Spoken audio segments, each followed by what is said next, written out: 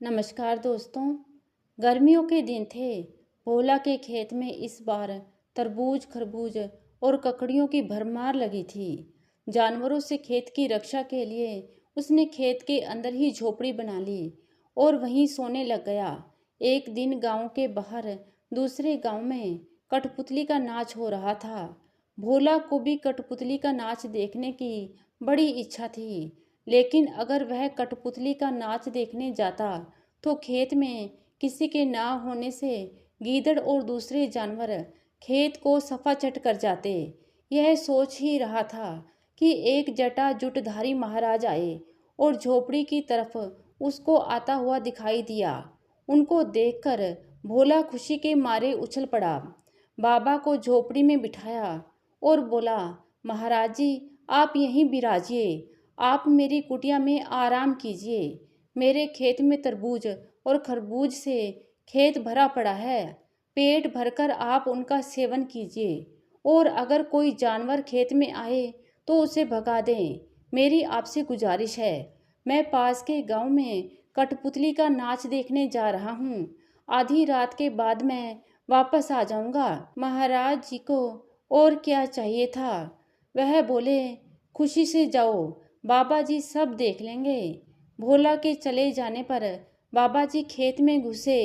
चुन चुन कर मीठे तरबूज, खीरे, ककड़ियाँ, खरबूजे सब खाए। खा पी कर आराम से लेट गए। पेट भर गया तो उन्होंने चिलम बनाई और झोपड़ी के अंदर खाट पर जा बैठे। घास फूस की झोपड़ी थी। तिनके लटक लटक कर खाट को छू रहे थे। उसके पास ही घास का एक बड़ा सारा ढेर लगा था। खरबूजों की मिठास और खुशबू ने बाबा जी को मस्त बना दिया। मस्ती के आलम में चिलम के ऊपर आग रखी और जोर से दम लगाया कि हाथ भर लंबी जोत ऊपर लपक उठी। झोपड़ी ने तुरंत आग पकड़ ली और देखते देखते धू धू कर कर झोपड़ी जल उठी। बाबा जी कूदकर बाहर आना चाहते थे, लेकिन अपनी ही धोती में उलझकर गिर पड़े और आग की लपटों में जलकर भस्म हो गए। गांव वालों ने जब घास के ढेर में निकलती हुई लपटों को देखा तो खेत की तरफ दौड़े। भोला को आवाज लगाई, उसका कहीं पता ना था। सबके होश उड़ गए। शायद वह भी झोपड़ी के साथ ही जल गया है। उसके बड़े भाई ने बांस का एक डंडा उठाकर जलती आग को बरेंदा तो उसमें से लाश निकली। देखकर घर वालों में रोआ पीटी मच गई। भोला को जला हुआ पाकर गांव के लोग दुखी हुए। उसके माता पिता, भाई बहन छाती पीट पीट कर रोने लगे। फिर तो भोला का अंतिम संस्कार करने के बाद ही वे घर लौटे। रात के तीसरे पहर भोला जब खेत पर आया तो देखा झोपड़ी राख बनी हुई है। घास का ढेर भी फूक चुका है। उसे बाबा जी पर बड़ा क्रोध आया। कमबख्त, खरबूजे भी खा गया और जाते जाते मेरी झोपड़ी में आग भी लगा दी। घर के लोग अब क्या कहेंगे, सोचता हुआ वह गांव की ओर चल पड़ा। जल्दी से अपनी चौपाल के पास पहुंचकर उसने देखा कि गांव के लोग शोक की मुद्रा में चुपचाप बैठे हैं। बीच में हुक्का पड़ा है और लोगों की आंखें आंसुओं से भीगी हुई हैं। वह समझ ना सका कि ऐसा क्यों हो रहा है। सब लोग मौन क्यों बैठे हैं। चौपाल के एक किनारे पहुंचकर भोला ने अपने भाई को आवाज दी। देखते ही लोग चौंक उठे। एक ने चिलम उठाकर उस पर दे मारी। भोला कपड़े झाड़ने लगा। भूत भूत कहते हुए लोग लाठियां लेकर उसके पीछे पीछे दौड़े। मारो मारो, भूत आ गया। लोगों को अपने पीछे भागते देख भोला तीतर की चाल हो गया। भागकर अपनी जान बचाई। वह समझ ना सका कि लोग क्यों उसे खदेड़ रहे हैं। जाकर अपने खेत के पास बैठ गया। सूरज उगने के साथ ही गांव का एक धोबी घाट की तरफ जा रहा था कि खेत के पास भोला नजर आया। उसे देखकर भोला उठकर उसकी ओर चल पड़ा।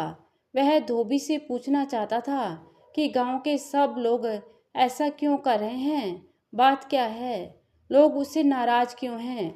भोला को अपनी तरफ आते देख धोबी ने अपनी गठरी वहीं डाल दी और भूत भूत कहता हुआ गांव की ओर भागा। भोला सोच में पड़ गया, आखिर बात क्या है, लोगों ने उसे क्यों भूत बना दिया है। तभी उसने देखा कि गांव के लोग भाला लाठियां जलती हुई लकड़ियां लेकर धोबी के साथ उस ओर बढ़ रहे हैं। देखकर वह अरहर के खेत में घुस गया। कहीं किसी ने भाला फेंका तो मुफ्त में जान गंवानी पड़ेगी। मूर्खों ने जिंदा आदमी को भूत समझ लिया।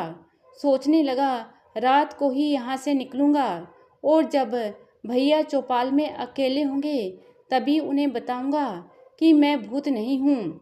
जब रात के लगभग 10 बज गए तो भोला डरते डरते गांव में पहुंचा। कोई देख ना ले, छिपता छिपाता आता। वह चौपाल के किनारे नीम की आड़ में खड़ा हो गया।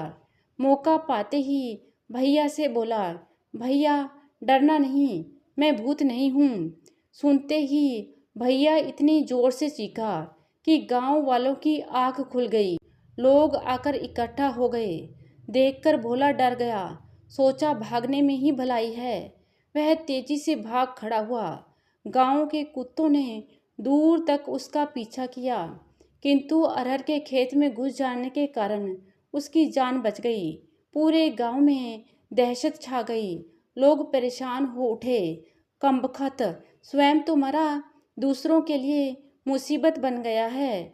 भूत के डर से लोगों ने अपने काम काज छोड़ दिए और उन्होंने सोचा कि ऐसा भूत तो कभी नहीं देखा, जो ना हल जोतने दे ना कपड़े धोने दे और रात रात गांव में आकर लोगों को परेशान करे। अगले दिन गांव में कुछ सिपाहियों को लेकर एक थानेदार आया।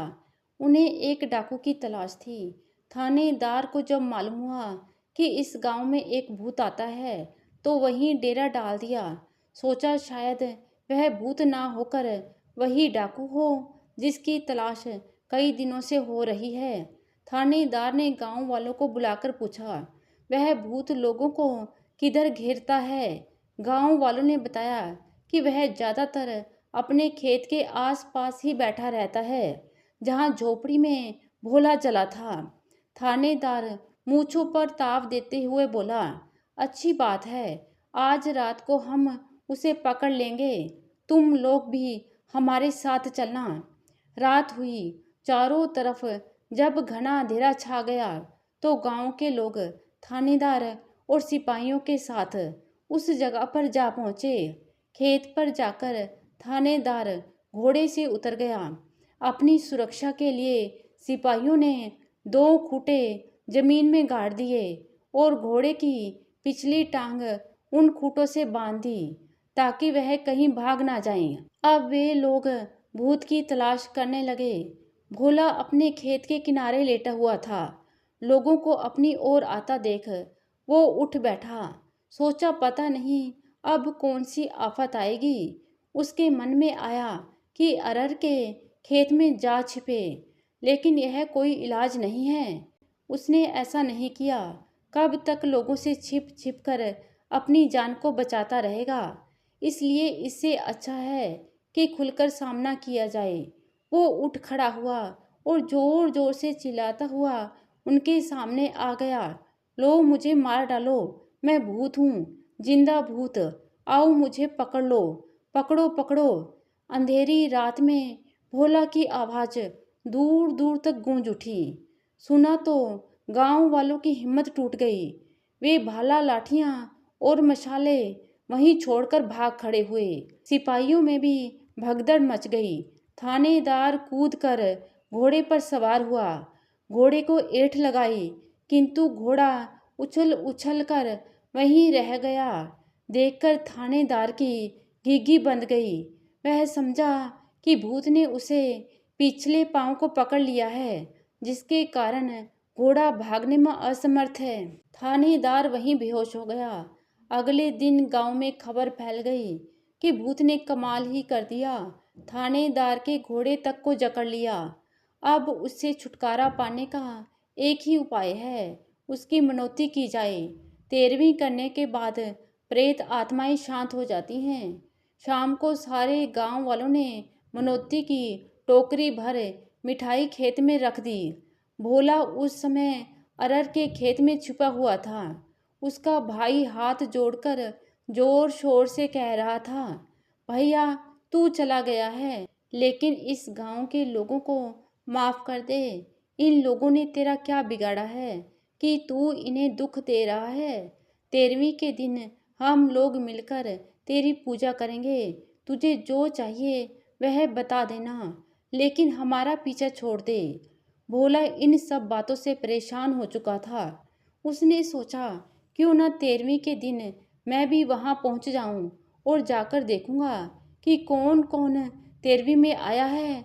जो मेहमान उस दिन नहीं आएगा उसी के घर जाकर अपनी मुसीबत सुनाऊंगा और उसे बताऊंगा कि मैं भोला हूँ, मैं मरा नहीं हूँ। मेरी जगह एक बाबा जी उस झोपड़ी में जल गए थे। 13वीं से पहले आधी रात के बाद भोला चौपाल के घने नीम पर जा चढ़ा। उसी नीम की छाया में मृतक की क्रियाक्रम के बाद मेहमानों को भोजन कराए जाने लगा। तरह तरह के पकवान परोसे जाने लगे।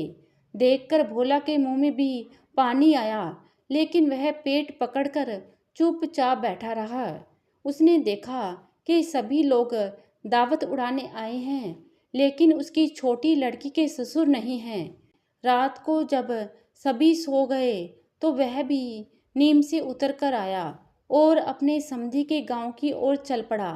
सवेरा होने तक वह समधी के पास पहुंच गया और अपनी कहानी उसे सुना दी।